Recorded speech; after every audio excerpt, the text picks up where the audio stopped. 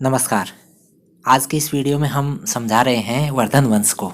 यह कक्षा 10 के सामाजिक विज्ञान का जो रिवाइज सिलेबस राजस्थान सरकार ने जारी किया है, उस सिलेबस के हिसाब से बहुत महत्वपूर्ण टॉपिक है। वीडियो प्रारंभ करें इससे पहले मेरा निवेदन रहेगा कि इस यूनिट के जो दो वंश है, जिसमें हमने मौर्य वंश और गुप्त वंश के वीडियो पेश किए थे, उनके वीडियो आपने नहीं देखे हैं तो वो आप ज़रूर देखें। मैं उनका लिंक इस वीडियो के डिस्क्रिप्शन बॉक्स में डाल रहा हूं, तो आप उनको देखें। चैनल को सब्सक्राइब कर लें ताकि ऐसे वीडियो आप तक जल्द पहुंचते रहें। लाइक करें, शेयर करें। चलिए हम बात कर लेते हैं वर्धन वंश की। वर्धन वंश का एक नाम और चलता है पुष्यभूति वंश। ये उत्तर भारत का बहुत महत्वपूर्ण वंश मौर्य वंश और गुप्त वंश के बाद में हुआ है। लेकिन मौर्य और गुप्त वंश के समान विस्तृत तो नहीं हुआ, लेकिन एक व्यवस्थित राज करने में और बहुत लंबे क्षेत्र पे राज करने में इस वंश का महत्वपूर्ण स्थान है। इसीलिए इसको पाठ्यक्रम में रखा गया है। इस वंश का जो नाम है वर्धन वंश, इस वंश के अधिकतर राजाओं के नाम के साथ वर्धन जुड़ा है। इसका एक नाम और चलता है पुष्यभूति वंश। इसके संस्थापक पुष्यभूति थे, इसीलिए इसका नाम पुष्यभूति वंश रहा। ये शिव के उपासक थे। जैसे हमने गुप्तों को पढ़ा, गुप्त विष्णु के उपासक थे, ऐसे ही इस वंश के जो राजा रहे हैं वो शिव के उपासक रहे हैं। इन्होंने दिल्ली के निकट थानेश्वर नामक स्थान पर इस वंश की स्थापना, यानी पुष्यभूति ने यहाँ पर इसकी स्थापना 6ठी शताब्दी में ये इस वंश की स्थापना होती है। ये थानेश्वर जो है वर्तमान में हरियाणा का हिस्सा है। और इस वंश के जो बड़े राजा हुए हैं उनमें प्रभाकर वर्धन, राज्यवर्धन और हर्षवर्धन।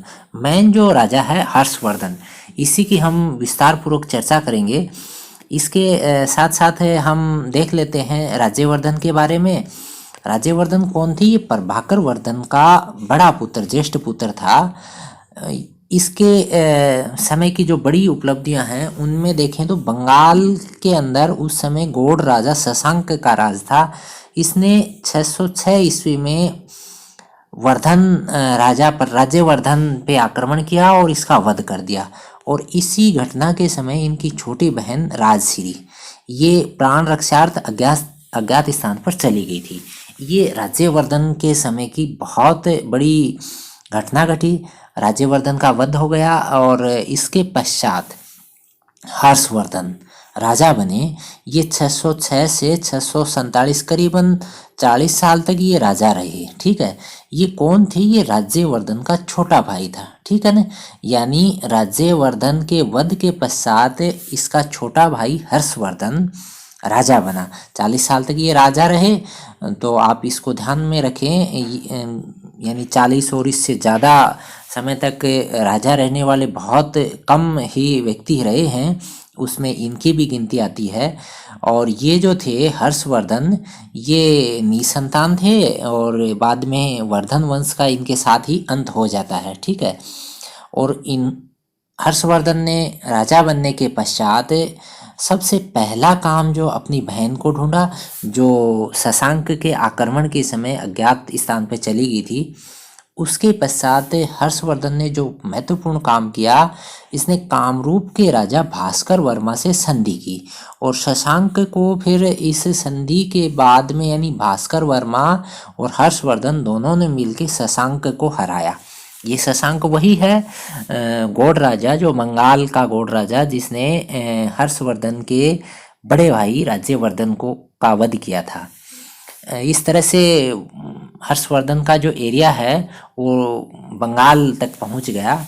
और दक्षिण में इसका जो आक्रमण था, इसको रोका 620 ईस्वी में चालुक्य राजा पुलिकेशन द्वितीय में। ये ध्यान में रखना, उस समय का पुलिकेशन द्वितीय चालुक्य वंश का बहुत ही महत्वपूर्ण सशक्त राजा हुआ था। इसने हर्षवर्धन को नर्मदा के तट से आगे नहीं बढ़ने दिया, यानी नर्मदा के तट से ही खदेड़ दिया। तो कुल मिला के हर्षवर्धन का जो राज्य था वो नर्मदा के तट तक रहा। तो अगर इसकी सीमाओं की बात करें तो उत्तर में इसकी सीमाएं हिमालय पर्वत तक पहुंची हुई थी, दक्षिण में नर्मदा के तट तक। और पूर्व में गंजाम तक, और पश्चिम की बात करें तो वल्लभी तक इसकी सीमाएं जो हैं पहुंच चुकी थी। यानी बहुत लंबे क्षेत्र के ऊपर हर्षवर्धन ने राज किया उस समय। हर्ष का विशाल साम्राज्य जो बना उसकी राजधानी कहाँ रही? कन्नौज रही। ठीक है, बाद में हर्षवर्धन की मृत्यु के पश्चात कन्नौज के ऊपर आधिपत्य के लिए बहुत बड़ा संघर्ष हुआ। त्रिकोणीय संघर्ष के नाम से चलता है। उसकी जो है व्याख्या हम किसी अन्य वीडियो में जरूर करेंगे। हर्षवर्धन ने महाराजा धीराज की उपाधि धारण की। ठीक है, ये उपाधि धारण करने वाले उस समय बहुत कम ही राजा रहे हैं। तो हर्षवर्धन ने महाराजा धीराज की उपाधि धारण की। ये शिव और सूर्य के उपासक रहे हैं, और बाद में इनका झुकाव जो है महायान शाखा, बौद्ध धर्म की जो महायान शाखा थी उसकी तरफ हो गया। ठीक है, इसके समय की जो सबसे महत्वपूर्ण उपलब्धि आप याद रखें, हर्षवर्धन ने हर 5वें साल पे एक कार्यक्रम शुरू करवाया। ये कार्यक्रम प्रयाग में।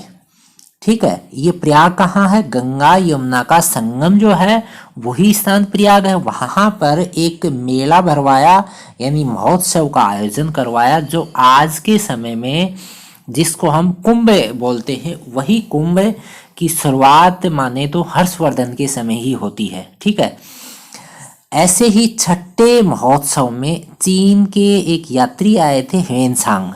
वो भारत में आए और इस छठे महोत्सव के अंदर वो शामिल हुए थे। हाँ, इसके बाद में इसके समय की, यानी हर्षवर्धन के समय के जो कवि और इनकी रचनाओं की बात करें तो एक बड़े महत्वपूर्ण कवि हुए हैं बाण भट्ट। इसकी एक रचना याद रखें, हर्षचरित।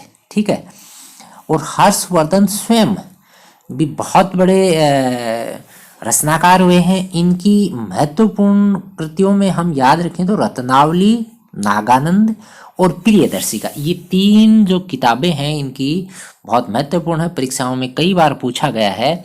बाण भट्ट की हर्षचरित, ध्यान रहे हर्षचरित को हम समझ लेते हैं कि हर्ष ने लिखा होगा, ये लिखा था बाण भट्ट ने।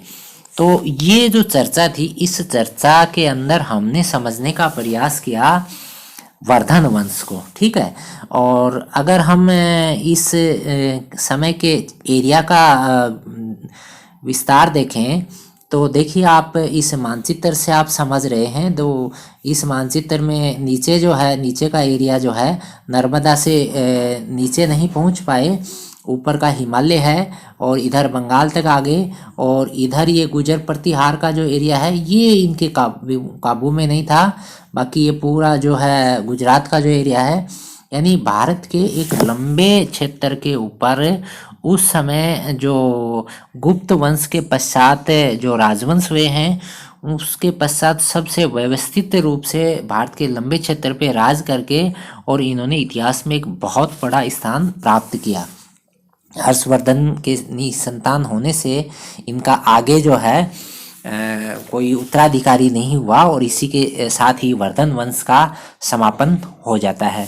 आगामी वीडियो में हम किसी अन्य वंश के ऊपर चर्चा करेंगे, और आप हमारे साथ चलते रहिए ताकि हम कक्षा 10 का जो सामाजिक विज्ञान है, रिवाइज सिलेबस इस बार सरकार ने जारी किया है, उसके संपूर्ण भाग के वीडियो हम आप तक पहुंचाएंगे। आप वीडियो में प्रारंभ से अंत तक बने रहे। धन्यवाद। जय हिंद।